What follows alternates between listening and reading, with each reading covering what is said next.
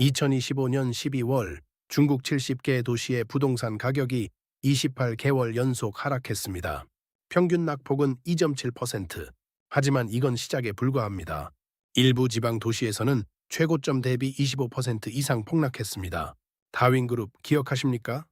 한때 중국 최대 부동산 개발사였던 이 회사는 2024년 초청산 명령을 받았습니다.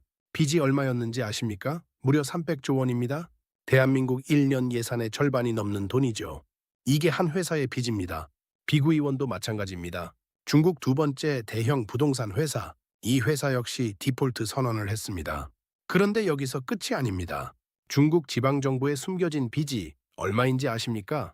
국제통화기금 추정치로 57조 위안입니다. 우리 돈으로 치면 약 10,000조 원이 넘습니다.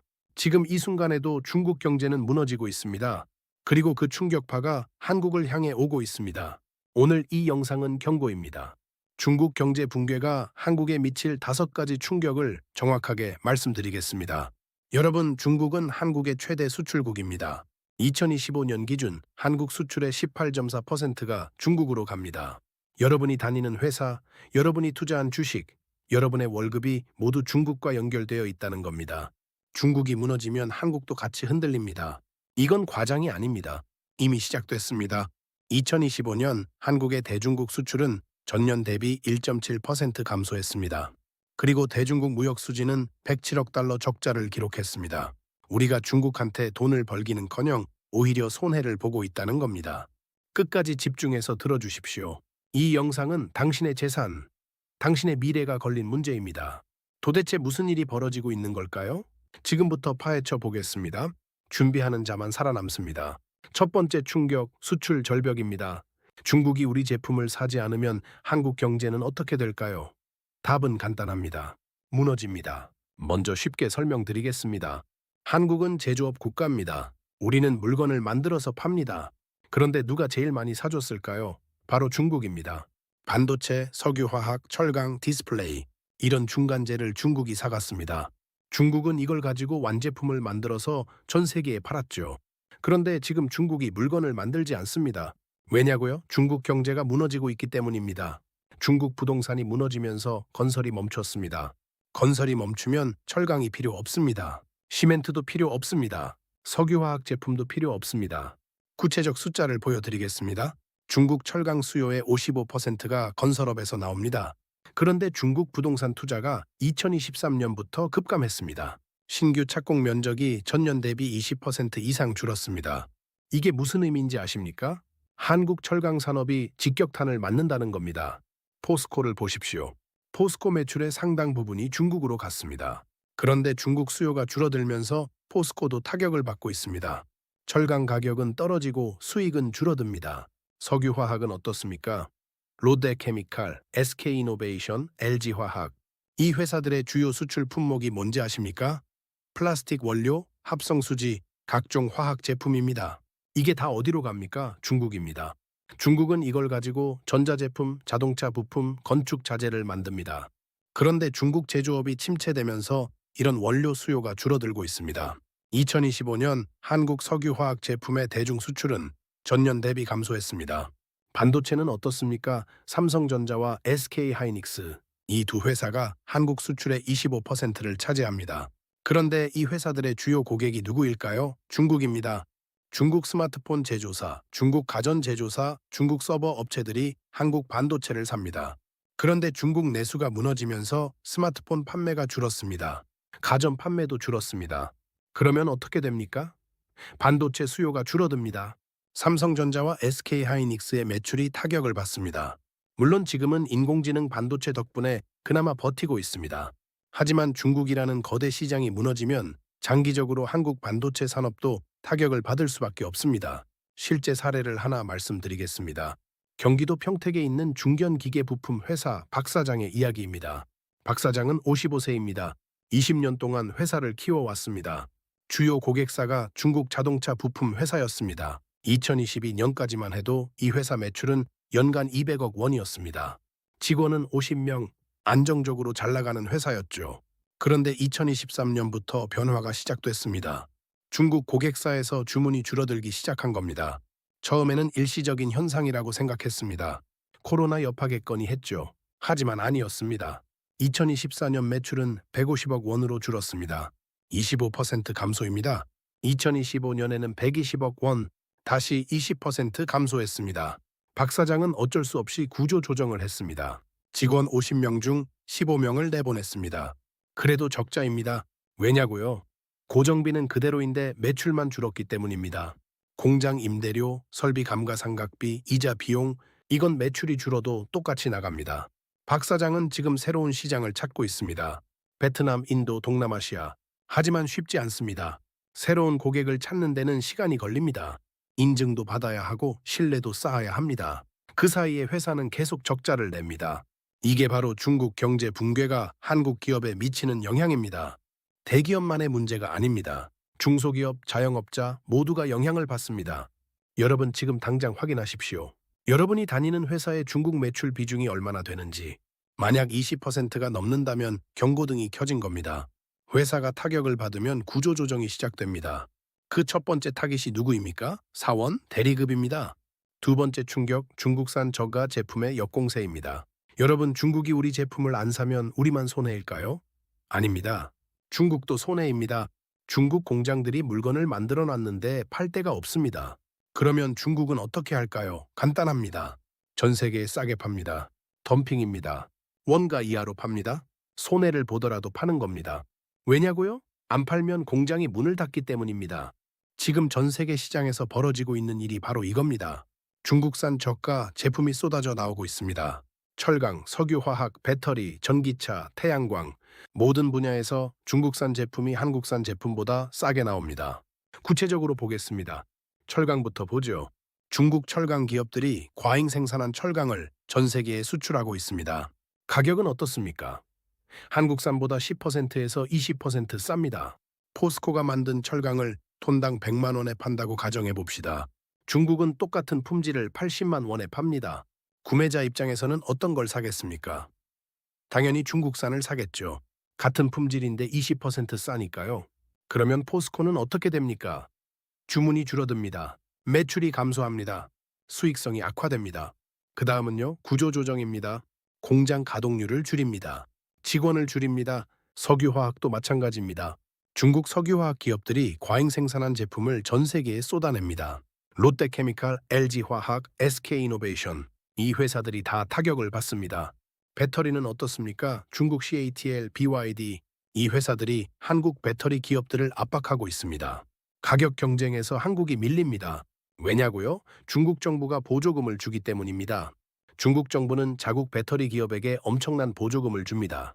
연구개발비 지원, 공장 건설 지원, 수출 지원 모든 걸 정부가 지원합니다. 그러니까 중국 기업들이 싸게 팔 수 있는 겁니다. LG에너지 솔루션을 보십시오. 기술력은 세계 최고입니다. 하지만 가격에서 중국한테 밀립니다. 중국 CATL은 같은 용량 배터리를 15% 싸게 팝니다. 완성차 업체들은 어떤 걸 선택하겠습니까? 기술력이 조금 떨어져도 싼 걸 선택합니다. 전기차도 마찬가지입니다. BYD 전기차를 보십시오. 한국 현대차보다 30% 쌉니다. 품질은요? 예전만큼 나쁘지 않습니다. 요즘 중국 전기차 품질이 많이 좋아졌습니다. 유럽 시장에서 중국 전기차가 한국 전기차를 밀어내고 있습니다. 2025년 유럽 전기차 시장에서 중국 브랜드 점유율이 10%를 넘었습니다. 반면 한국 현대기아차의 점유율은 정체되어 있습니다. 태양광은 더 심각합니다. 중국 태양광 패널이 세계 시장을 장악했습니다. 점유율이 90%가 넘습니다. 한국 태양광 기업들은 거의 다 문을 닫았습니다. 왜냐고요? 중국산과 가격 경쟁이 안 되기 때문입니다. 한화큐셀을 보십시오. 한때 세계 태양광 시장에서 상위권이었습니다. 지금은요, 중국 업체들한테 밀려서 고전하고 있습니다. 공장도 해외로 이전했습니다. 미국, 유럽으로 갔습니다. 중국 덤핑을 피하기 위해서입니다. 실제 사례를 하나 더 말씀드리겠습니다. 인천에서 자동차 부품 수출업을 하는 이 사장 이야기입니다. 이 사장은 48세입니다. 10년 동안 중동 시장에 자동차 부품을 수출해 왔습니다. 2023년까지만 해도 사업이 잘 됐습니다. 연 매출 100억 원, 순이익 15억 원, 직원 20명을 고용했습니다. 그런데 2024년부터 이상한 일이 벌어졌습니다. 중동 바이어들이 주문을 줄이기 시작한 겁니다. 이유를 물었더니 대답이 뭐였을까요? 중국 업체가 더 싸게 준다는 겁니다. 똑같은 제품을 20% 싸게 준다고 합니다. 이사장은 가격을 낮췄습니다. 10% 할인했습니다. 그래도 주문이 안 들어옵니다. 중국 업체는 더 싸게 줍니다. 이사장이 10% 할인하면 중국은 25% 할인합니다. 이건 경쟁이 아닙니다. 중국이 손해를 보면서 파는 겁니다. 시장 점유율을 빼앗기 위해서입니다. 이사장은 결국 포기했습니다. 중동 시장을 포기하고 다른 시장을 찾기 시작했습니다. 하지만 쉽지 않습니다. 어디를 가도 중국 업체가 있습니다. 그리고 다 한국보다 쌉니다. 이사장의 회사 매출은 2025년 70억 원으로 줄었습니다. 30% 감소입니다. 순이익은요 5억 원입니다. 3분의 1로 줄었습니다. 직원도 15명으로 줄였습니다. 이게 바로 중국의 저가 공세가 한국 기업에 미치는 영향입니다. 대기업은 그나마 버팁니다. 기술력으로 버팁니다. 하지만 중소기업은 버티기 힘듭니다.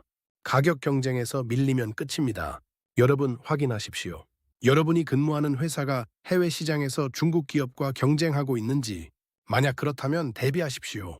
회사가 언제 어려워질지 모릅니다. 세 번째 충격, 공급망 붕괴입니다. 여러분, 한국 기업들이 중국에 의존하는 게 수출만 있는 게 아닙니다. 우리가 물건을 만들 때 필요한 원재료, 부품, 소재, 이것들 중 상당수가 중국에서 옵니다. 구체적으로 말씀드리겠습니다. 히토류 아십니까? 전기차, 스마트폰, 반도체 만들 때 꼭 필요한 광물입니다. 이게 어디서 옵니까? 중국입니다. 중국이 전 세계 히토류의 80%를 생산합니다. 한국의 히토류 대중 의존도는 80%입니다. 중국이 히토류 수출을 막으면 어떻게 됩니까? 삼성전자가 스마트폰을 못 만듭니다. SK하이닉스가 반도체를 못 만듭니다. 현대자동차가 전기차를 못 만듭니다. 과장이라고 생각하십니까? 아닙니다. 실제로 중국은 2023년 히토류 관련 수출통제법을 강화했습니다. 자국 산업보호를 명분으로 히토류 수출을 제한하기 시작한 겁니다. 배터리 소재는 어떻습니까? 리튬, 코발트, 니켈 이런 원자재들이 배터리를 만드는 데 필수입니다. 그런데 이것들의 정제, 가공 공정이 어디서 이루어질까요? 대부분 중국입니다. 한국 배터리 기업들의 핵심 소재 대중 의존도는 90%가 넘습니다. 중국이 공급을 끊으면 한국 배터리 산업은 멈춥니다. LG에너지솔루션, 삼성 SDI, SK온 이 회사들이 다 타격을 받습니다. 반도체 소재도 마찬가지입니다. 일부 핵심 소재의 대중 의존도가 100%입니다. 100%라는 게 무슨 의미인지 아십니까? 중국 말고는 공급처가 없다는 겁니다. 중국이 이걸 무기화하면 어떻게 됩니까? 한국 반도체 산업이 마비됩니다. 실제로 미중 갈등이 심화되면서 중국은 핵심 광물과 소재를 무기화하고 있습니다. 2023년 중국은 갈륨과 게르마늄에 대한 수출 통제를 발표했습니다. 이 두 가지 광물은 반도체와 태양광 패널 제조에 필수입니다. 중국의 갈륨 생산 점유율은 94%입니다. 게르마늄은 83%입니다. 거의 독점이죠. 중국이 수출을 막으면 전 세계 반도체 산업이 타격을 받습니다. 한국은 어떻게 대응하고 있을까요? 정부는 핵심 광물 안보 파트너십을 추진하고 있습니다. 미국, 호주, 캐나다와 협력해서 중국 의존도를 낮추겠다는 겁니다. 하지만 쉽지 않습니다. 왜냐고요? 시간이 걸리기 때문입니다. 광산을 개발하고 정제 시설을 짓는데 최소 5년에서 10년이 걸립니다. 그 사이에 중국이 공급을 끊으면 어떻게 됩니까? 한국 산업이 멈춥니다. 실제 사례를 말씀드리겠습니다. 경북 구미에 있는 전자부품 제조사 최 사장 이야기입니다. 최 사장은 52세입니다. 25년 동안 회사를 운영해 왔습니다. 주요 제품은 디스플레이 부품입니다. 이 회사가 사용하는 핵심 소재 중 하나가 중국에서 수입하는 특수 화학 물질입니다. 다른 나라에서는 구할 수 없습니다. 중국만 생산합니다. 2024년까지는 문제 없었습니다. 중국 공급사에서 안정적으로 공급했습니다. 그런데 2025년 4월 갑자기 공급이 끊겼습니다. 중국 공급사에서 연락이 왔습니다. 중국 정부가 수출 허가를 내주지 않는다는 겁니다. 이유는요? 자국 산업 보호입니다. 최 사장은 패닉에 빠졌습니다. 이 소재가 없으면 제품을 만들 수 없습니다. 재고는 2달치밖에 없습니다. 최 사장은 급히 대체 공급처를 찾기 시작했습니다. 일본, 유럽, 미국 다 알아봤습니다.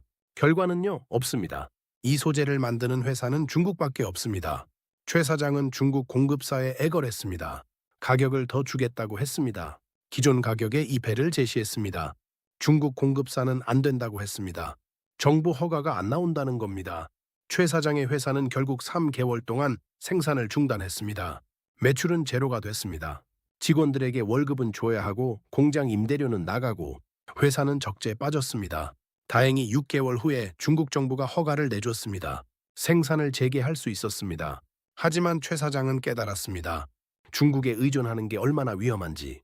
지금 최 사장은 일본 업체와 대체 소재 개발을 진행하고 있습니다. 하지만 이것도 최소 2년은 걸립니다. 이게 바로 공급망 의존의 위험성입니다. 수출만 의존하는 게 아닙니다. 원재료와 부품까지 의존하고 있습니다.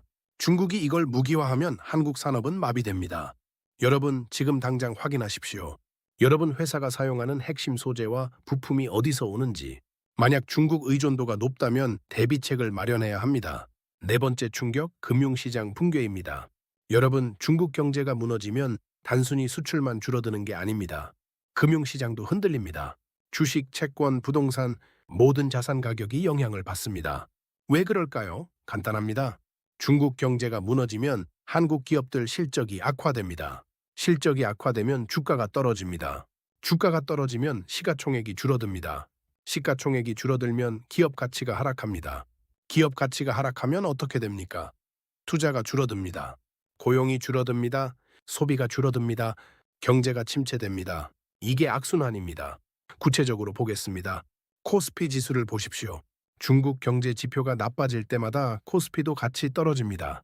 왜냐고요? 한국 기업들의 중국 의존도가 높기 때문입니다. 삼성전자를 보십시오. 삼성전자 매출의 상당 부분이 중국에서 나옵니다. 중국 경제가 나빠지면 삼성전자 실적도 나빠집니다. 삼성전자 주가가 떨어지면 코스피 전체가 떨어집니다. 왜냐고요? 삼성전자가 코스피 시가총액의 상당 비중을 차지하기 때문입니다. 현대자동차도 마찬가지입니다. 현대차 중국 판매가 급감하고 있습니다. 2023년 대비 30% 이상 줄었습니다. 중국 소비자들이 현대차 대신 중국산 전기차를 사기 때문입니다. 현대차 실적이 나빠지면 주가가 떨어집니다. 주가가 떨어지면 주주들이 손해를 봅니다. 여러분이 현대차 주식을 가지고 있다면 여러분도 손해를 보는 겁니다. 채권 시장은 어떻습니까? 한국 기업들이 중국 시장에서 타격을 받으면 신용등급이 하락합니다. 신용등급이 하락하면 채권 금리가 올라갑니다. 금리가 올라가면 기업들의 이자 부담이 늘어납니다. 이자 부담이 늘어나면 수익성이 악화됩니다. 수익성이 악화되면 또 신용등급이 떨어집니다. 이것도 악순환입니다. 부동산은 어떻습니까? 중국 경제가 무너지면 한국 경제도 침체됩니다. 경제가 침체되면 고용이 불안해집니다. 고용이 불안해지면 사람들이 집을 사지 않습니다. 집을 사지 않으면 부동산 가격이 떨어집니다. 특히 상업용 부동산이 타격을 받습니다. 중국 관광객이 줄어들면 면세점, 호텔, 쇼핑몰이 타격을 받습니다. 임대료를 못 받으면 상가 가격이 떨어집니다. S&P가 2019년에 분석한 보고서가 있습니다.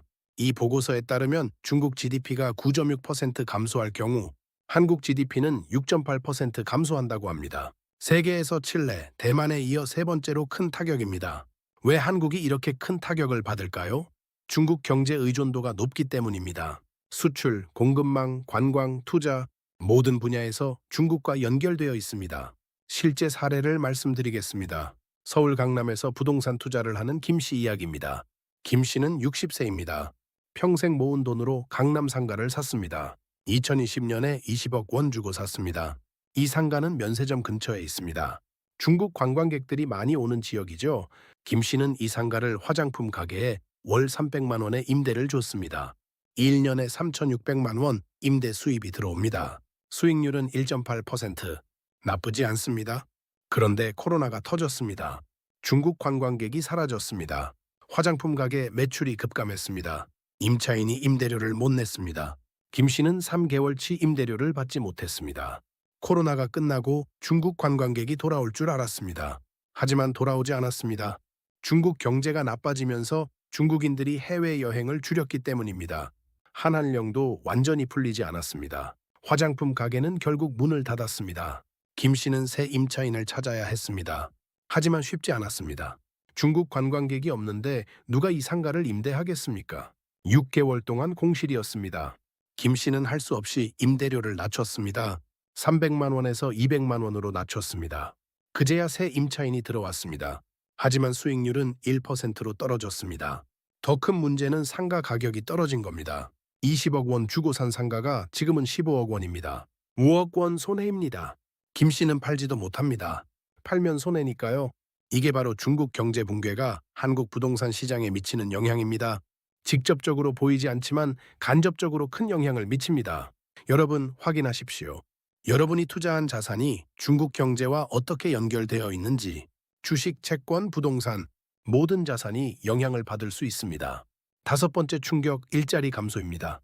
여러분 지금까지 말씀드린 네 가지 충격의 최종 결과가 뭘까요? 바로 일자리 감소입니다.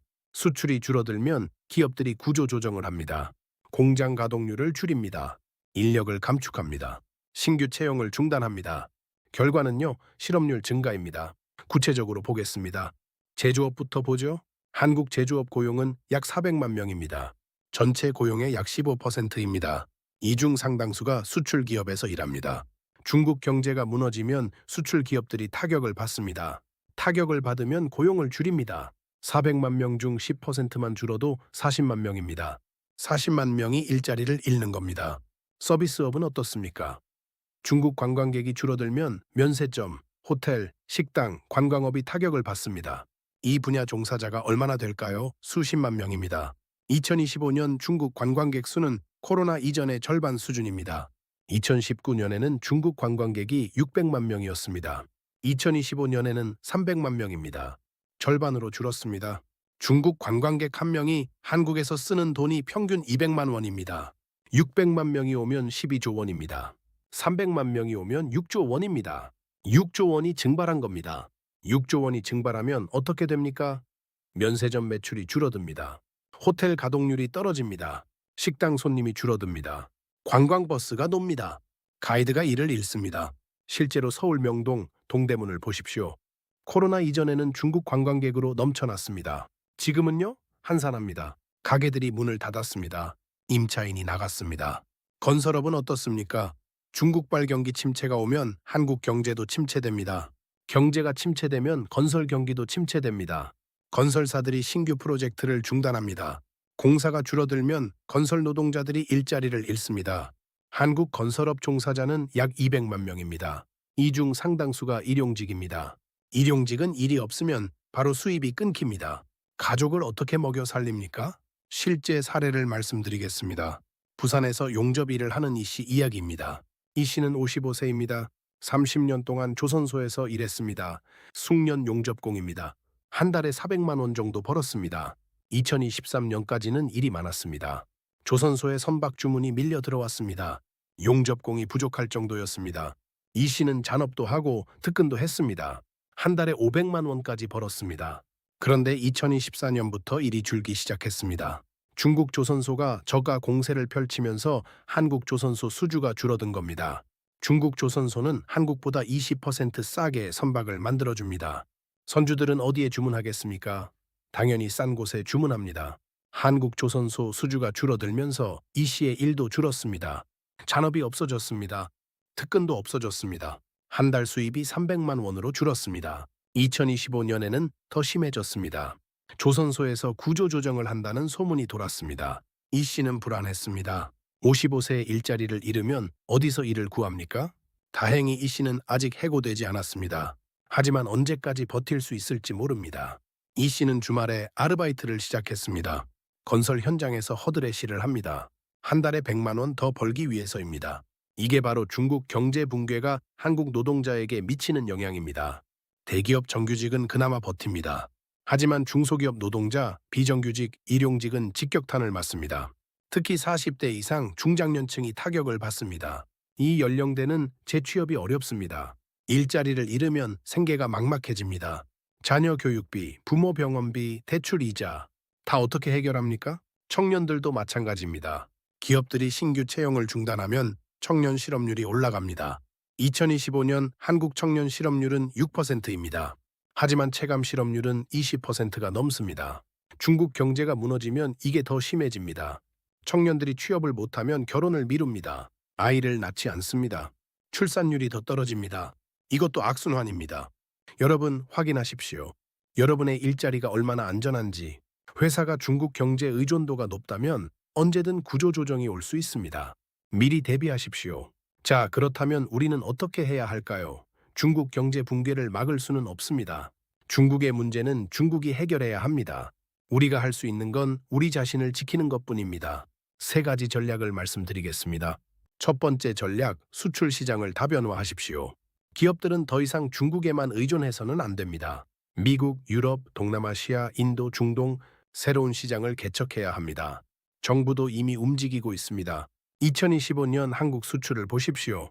대중국 수출 비중은 18.4%입니다. 2020년에는 25%였습니다. 6.6%포인트 줄었습니다.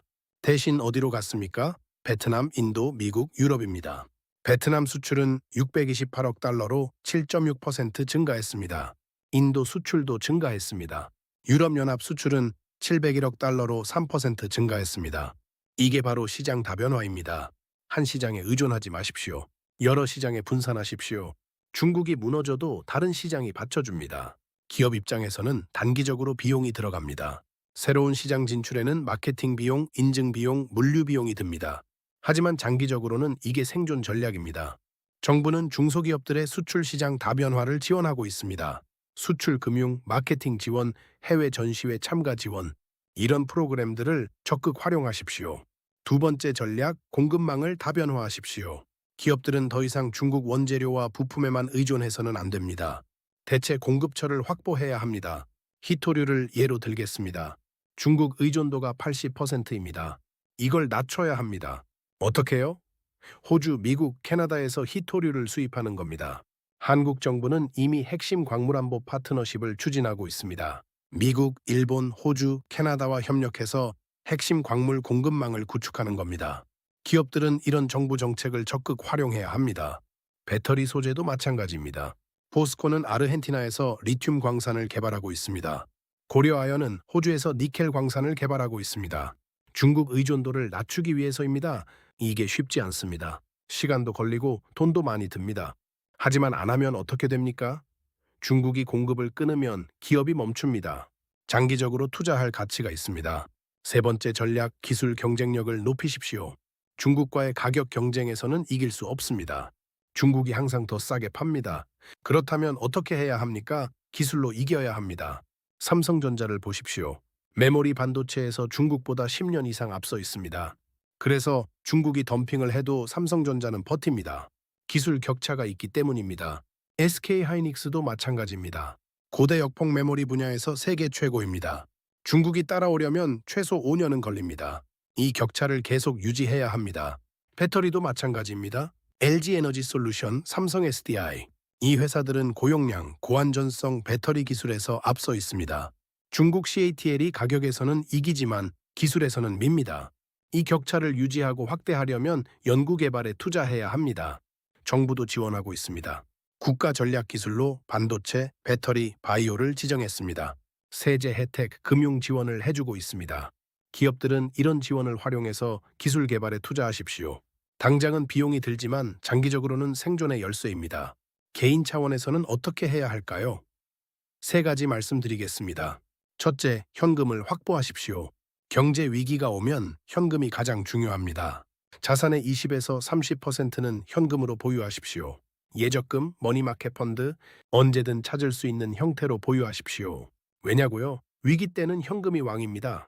자산 가격이 떨어질 때 현금이 있으면 싸게 살 수 있습니다. 일자리를 잃었을 때 현금이 있으면 버틸 수 있습니다. 둘째, 빚을 줄이십시오.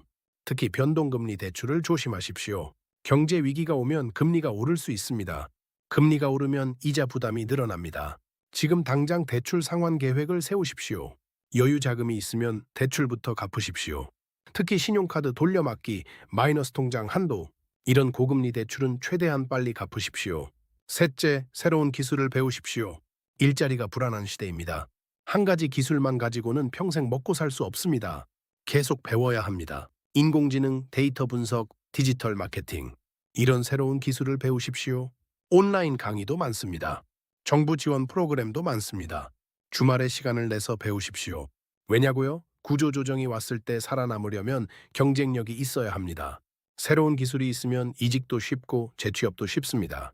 다시 한번 말씀드립니다. 중국 경제 붕괴는 이미 시작됐습니다. 부동산이 무너졌습니다. 지방정부가 파산 위기입니다. 청년 실업률이 20%를 넘었습니다. 외국인 투자가 빠져나가고 있습니다. 이 충격파가 한국을 향해 오고 있습니다. 수출이 줄어들고 있습니다. 중국산 저가 제품이 쏟아지고 있습니다. 공급망이 흔들리고 있습니다. 금융시장이 불안합니다. 일자리가 줄어들고 있습니다. 이건 미래의 이야기가 아닙니다. 지금 일어나고 있는 일입니다. 2025년 한국의 대중국 수출은 이미 감소했습니다. 대중무역 수지는 적자입니다. 중소기업들이 어려움을 겪고 있습니다. 준비하는 자만 살아남습니다. 기업은 시장을 다변화하고 공급망을 다변화하고 기술에 투자해야 합니다. 개인은 현금을 확보하고 빚을 줄이고 새로운 기술을 배워야 합니다. 시간이 없습니다. 중국 경제는 계속 무너지고 있습니다. 2025년 출생아 수가 792만 명으로 사상 최저를 기록했습니다. 4년 연속 인구가 감소하고 있습니다. 합계 출산율이 0.7명 수준입니다. 인구가 줄어드는 나라는 성장할 수 없습니다. 중국 경제는 장기 침체에 빠질 겁니다. 일본의 잃어버린 30년처럼 중국도 잃어버린 10년, 20년을 맞을 수 있습니다. 한국은 이 위기를 기회로 만들어야 합니다. 중국 의존도를 낮추고 새로운 시장을 개척하고 기술 경쟁력을 높여야 합니다. 그러면 한국 경제는 한 단계 도약할 수 있습니다. 하지만 준비하지 않으면 함께 무너집니다. 2097년 IMF를 기억하십니까? 준비하지 않았던 사람들은 모두 무너졌습니다. 집을 잃고 일자리를 잃고 가정이 깨졌습니다. 반대로 준비했던 사람들은 살아남았습니다. 오히려 위기를 기회로 만들었습니다. 싸게 자산을 사들였습니다. 새로운 사업을 시작했습니다. 부자가 됐습니다. 오늘 이 영상을 본 여러분은 이제 선택해야 합니다.